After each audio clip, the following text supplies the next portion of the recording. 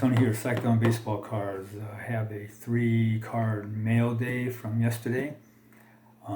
Picked up a couple cards from my 1959 Topps Kansas City A's team set, and 1 card for my Topps 1960 set that I'm trying to complete.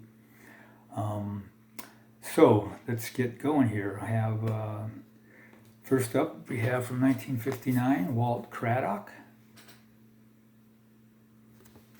And if you remember my last video, I mentioned that Topps cards 199 through 286 had either white or gray backs. This one being a gray, as will the other one be. So Walt Craddock, he had a very short career. He played in September of '55 when he was brought up, and a little while in '56 and a little bit in '58 for the A's, Kansas City A's. He had 5 starts, pitched a total of 61 innings, lost all 7 of his decisions, allowing 68 hits, walked 40, and had 39 strikeouts with a 6.49 ERA. And he retired in 1960. So very short career. Did well in the minors, but couldn't bring it to the bigs. Next up, we have Dick Williams. Gray back. These cards are all really nice condition. I like the autographs they have on the front too. They're facsimile autographs. Okay, Dick. He played third base, played for 13 years and managed for 21 years. He was initially an outfielder, but he separated his shoulder making a diving catch early in his career, which affected his throwing arm. As a result, he learned to play first base, and so he became notorious as a bench jockey over the years. Bench jockey is a team you don't really hear much these days, if at all. He was a career 260 hitter. He had 70 home runs and 331 RBI. In '65, Williams was promoted to manage Boston's top minor league team when the team moved to Toronto from Seattle. The manager at the time for the minor league team in Seattle didn't want to leave the area, so he stayed in Seattle in the Pacific Coast League, and Williams got offered the job in Toronto. With Toronto, he adopted a hard-nosed disciplinarian style, and his teams won the Governor's Cup championship 2 years in a row, and in '65 and '66. In '67, he was offered the managing job with the Red Sox. The Red Sox were having terrible seasons. For 8 years, they were below 500, and the '66 season, they managed to stay out of last place by half a game, and the Yankees were the team that was in last. The Red Sox had talented young players, but the team was known as a lazy country club. Charles Scrimsky was quoted as saying, "If you don't keep your nose to the grindstone, you won't win. We kept our noses so far from the grindstone, we couldn't even see it." So Williams decided to risk everything by imposing strict discipline on his players. In spring training, he drilled his players in fundamentals for hours at a time.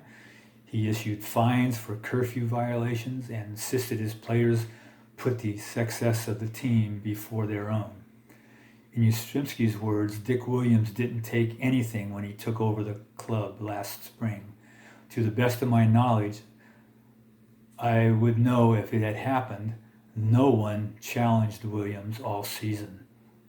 The '76 Red Sox began playing better ball in '67.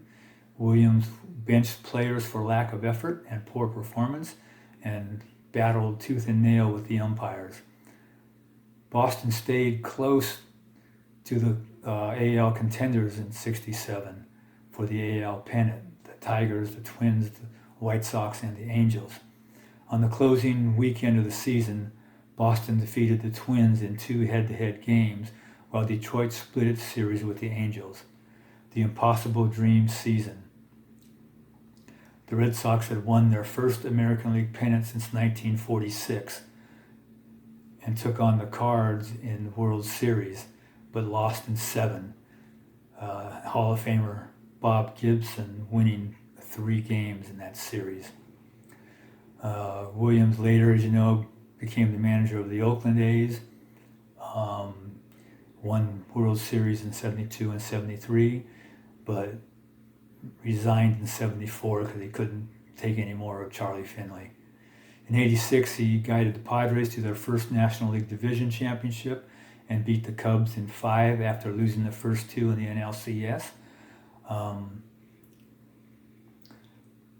But the Padres lost to the Tigers and Sparky Anderson in 5 games in the World Series that year.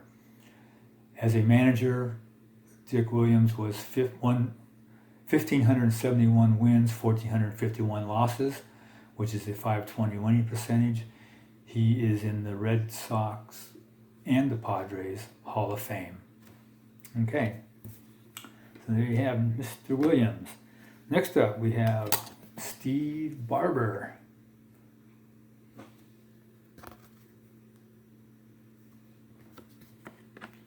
Okay, Steve. I can't hold that one up high enough here.